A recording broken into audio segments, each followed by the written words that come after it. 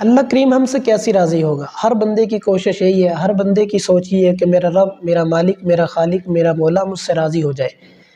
ارے تو اپنے رب سے راضی ہو جا، پھر وہ تجھ سے بھی راضی ہو جائے گا۔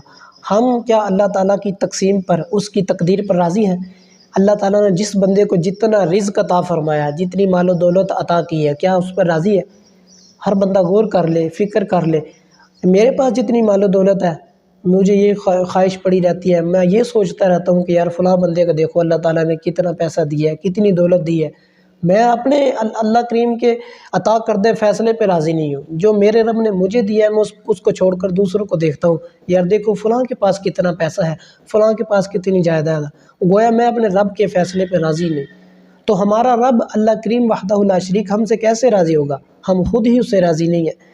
میرے آقا علیہ الصلوۃ والسلام کی حدیث پاک کا مفہوم اور خلاصہ یہ ہے، حضور فرماتے ہیں دینی معاملات میں اوپر کی طرف دیکھو اور دنیاوی معاملات میں نیچے کی طرف دیکھو۔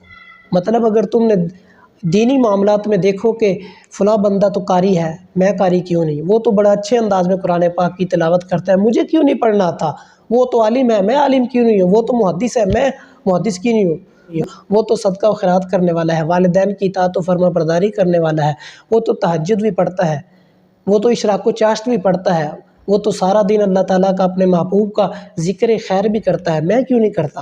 تو دینی معاملات میں اپنے سے اوپر کی طرف دیکھے اور دنیاوی معاملات میں اپنے نیچے دیکھے۔ اب دیکھیں کہ میرے پاس بائک ہے، موٹر سائیکل ہے، کچھ ایسے بھی لوگ ہیں جن کے پاس سائیکل بھی نہیں ہے۔ تمہیں اللہ تعالیٰ نے صحیح وجود دیا، 2 آنکھیں دی، 2 کان دیے، 2 پاؤں دیے چلنے کے لیے، 2 ہاتھ دیے پکڑنے کے لیے۔ کچھ ایسے بھی ہیں ان کے پاس 1 آنکھ ہے، کچھ ایسے بھی ہیں ان کا 1 ہاتھ ہے، کچھ ایسے بھی ہیں ان کا 1 کان ہے، کچھ ایسے بھی ہیں ان کا 1 پاؤں ہے۔ تم دینی معاملات میں اوپر کی طرف جاؤ، دنیاوی معاملات میں نیچے کی طرف دیکھو، پھر دیکھو تمہیں اللہ تعالیٰ تجھ سے راضی بھی ہو جائے گا اور تمہاری زندگی بھی پر اطمینان سکون سے گزرے گی۔ اللہ تعالیٰ ہم کو نبی کرم صلی اللہ علیہ وسلم کی تعلیمات پر عمل کرنے کی توفیق عطا فرمائے۔